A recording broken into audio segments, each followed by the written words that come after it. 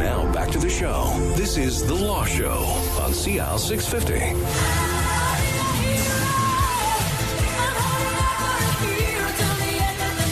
And welcome back to The Law Show on CL 650. We're talking about immigration and citizenship.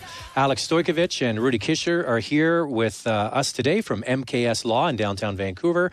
And I teased it before the break. French Mobility. It's not a new cell phone company. What is French Mobility? Okay, so Mobilité Francophone, or the French Mobility Program. For a while. The French Mobility Program is a program that existed in some form prior to 2013, that has been revived and somewhat expanded by the current government.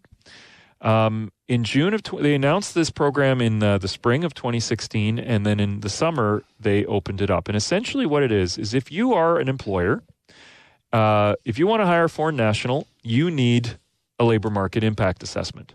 Well, you're exempt from that requirement if you are recruiting a Francophone person, and you have some connection in the job, and it doesn't have to be particularly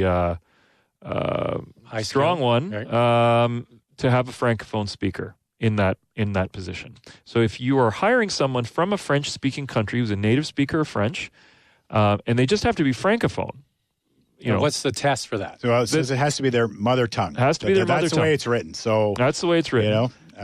So a lot of people from France, for example, or from West Africa, from countries that are Francophone, former French colonies, right? Former French colonies, Belgium, Switzerland, those are all countries that where there's significant Francophone numbers. As long as they're moving to a part of Canada that isn't Quebec, because this program does not apply to Quebec, and the policy, they can get a work permit long-term to work for this employer, and the employer does not have to go through their normal labor market impact assessment or certification process. So it's very, very facilitative for people looking to hire somebody who is Francophone. But that could be viewed as discriminatory against people who don't speak French. It's favoritism without question, but the policy decision behind it is that Canada is committed. One of the goals of the federal government is to promote and enhance the Francophone fabric of the rest of Canada. That there are Francophone communities pretty much everywhere in Canada, and where they exist, they need to be promoted. And as a result, if some people are coming who will enhance those communities, they'll be rewarded with more facilitative. Their employers will be rewarded, and they will be rewarded with easier rules around becoming to getting work permits, and then later to permanent residence. Correct me if I'm wrong. When the guidelines came out, when it initially released, it seemed a lot more restrictive in the sense that the job actually had to involve had to need French, and on top of that, there had to be a Francophone community there. From what I see of the list of requirements, that seem to be decreased, and you really don't need. Let me guess. The phone call goes like this: ring, ring, ring. Hello, Rudy, MKS. I want to come to Canada.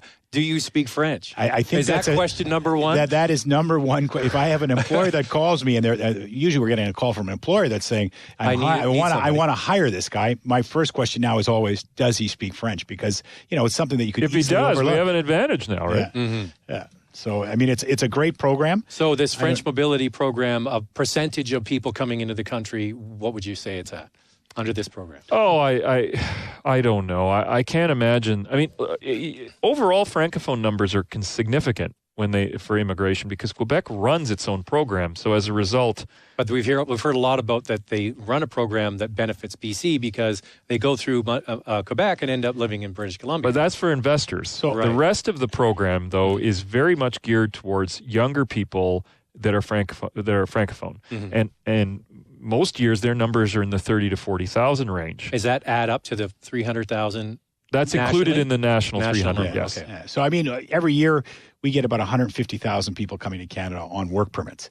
So I'd be shocked if you're going to see 1,000 people under this program. I don't think it'll be that So you large. say it's insignificant? It's a small number. For sure. It won't be a big number, but it is a new opportunity that people have that didn't before. So, I mean, I know employers who would prefer to recruit in this way rather than do a labor market impact assessment in certain industries where it makes sense. Like, for example, if you're running fine dining restaurant, or if you're involved in the wine industry. I mean, there may be significant advantages to you to avoid the labor market impact assessment process if you can just hire somebody directly. And from the other end, if you are, somebody who speaks French, then, you should be looking for employers that might be able to hire you in that, Yeah, you have a big advantage in finding work. Yeah. So does the employer need to have a reason to access your French skills?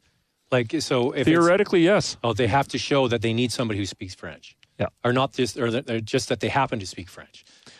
Well, but that doesn't have to. The justification for that can be they're selling. They have French clients. They have Francophone-speaking customers. But I'm saying if they have none of that, would they still get this advantage? On the way the program is written, it would seem to me that they would not have that advantage. Yeah. Okay, so there needs to be a reason for them to have a French-speaking person. Okay, I thought it was just. Oh, by the way, I speak French, you get to jump the queue. But, right? That being said, there are lots of opportunities for that. I mean, sure, yeah, absolutely. A lot of our industries in Vancouver aren't just selling in Canada. They're selling abroad. Or they're selling into Quebec. They're selling into Quebec. So how hard is it to really justify at least having one Francophone on staff? I heard a stat a couple of years ago that there was 400,000 kids either in French immersion or French school in British Columbia. I thought that was a quite high number, but that doesn't seem possible. 6% of all the students are 400,000, a population of 4 million. That doesn't sound. Yeah, I didn't think that sounded right. Maybe 40,000, 4.75 people, but yeah. So maybe 40,000 might be that doesn't sound right. So I have a question for you. We've talked about the French mobility system, but just generally, in your opinion about where we are in Vancouver in the next 20 years, is this just going to continue to be a destination that people want to come to? Is it somewhere that people want to live? Are we going to get to a saturation point where there's too many people here, or it's too expensive? Are you hearing any blowback on that? Or is it still a destination? I think it's, I 100% think it's a destination now for people that can make a lot of choices. So I in my practice, I see people that are high net worth individuals that I'm shocked that they're picking Vancouver. They're coming from places like Switzerland. They're coming from places like Brazil. They have a great quality of life anywhere. And you ask them, why are you coming to Vancouver? And, you hear a lot of different things. Number one, the climate is mild. Number two, if they're coming from places like Brazil, security is top notch. And if they're coming from places like China or India, the environment sort of is the number one issue. Air quality. And I don't think our air quality, I don't think those things are going to change quickly. The prices may go up. And they have, I used to see a lot more Brits moving here.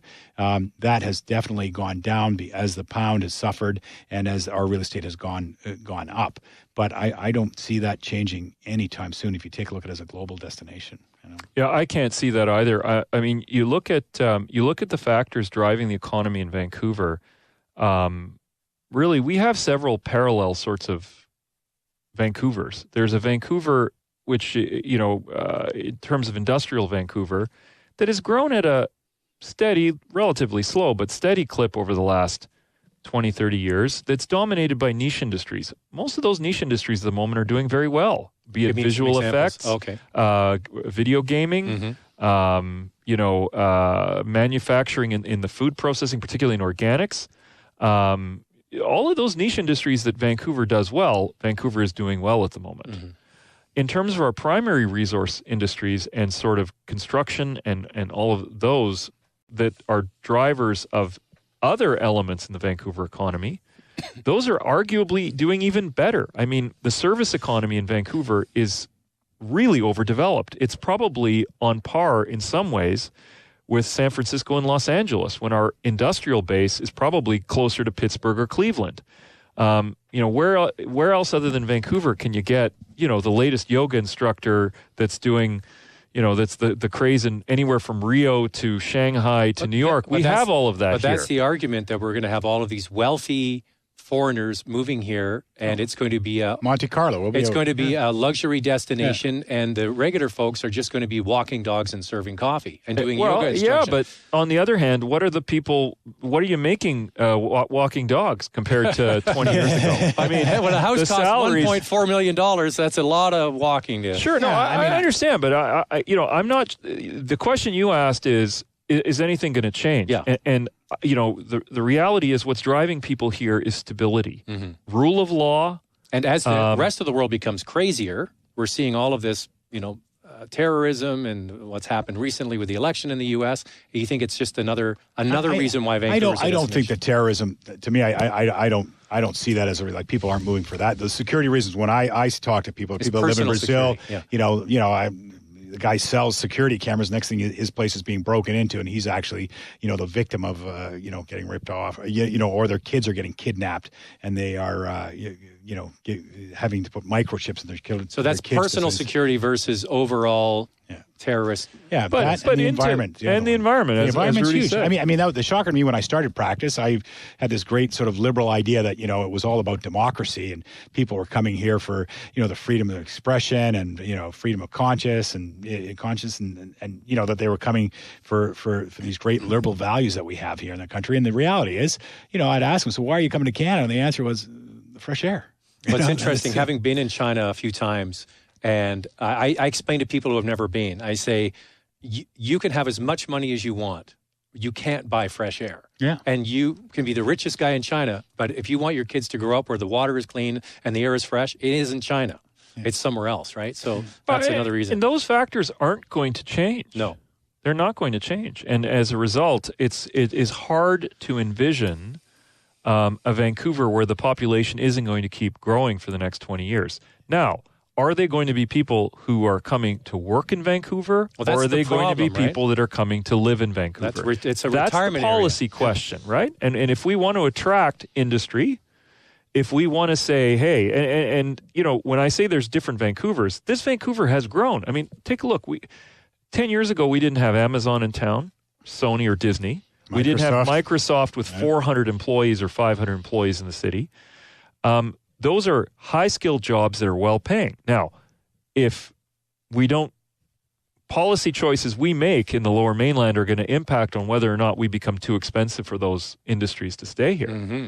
So, because we hear that. I mean, was the CEO of Hootsuite said, enough already. We can't get good people here because it's so expensive. Yeah, but right. I mean, it's important to remember when you're taking a look at immigration, people are able to buy in our real estate market without actually having no status here. Right? There's no request, and I think that's missed sometimes. Yeah. That's slowly changing, and you're seeing with the mortgage changes and the mortgage rules that's changing as well. But overall, though, there is a positive element to the real estate demand side, and it tells you that people do want to live and own a piece of this place, and that almost guarantees that you're still going to have continued population growth. It's almost impossible to imagine Vancouver, Metro Vancouver, as not being a spur of growth for the province generally. Really, I think the challenge from an immigration perspective is to get working immigrants into the other parts of the province and to spur growth there in your Kelownas, your Victorias, your Nanaimos. Well, especially with the LNG being... With Site C. Site C. I mean, you're going to need guys that are... welders and steel workers. The problem is that those, those immigrants will come to do that job, but they're not coming to stay there, right? Which is the reality. You can't tie a person to northern BC. Yeah. The project takes 6 years to complete, and then they might stay. I mean, there's a chance they'll be, but the job's going to be gone, right? Once the project's unless completed. You create incentives for them to stay, right? I mean, and that's the challenge. Are we able to do that?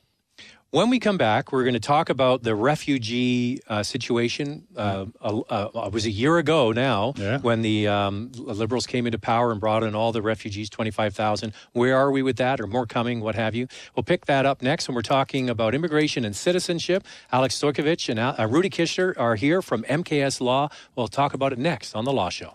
There's more of the show still ahead. This is The Law Show on CL 650.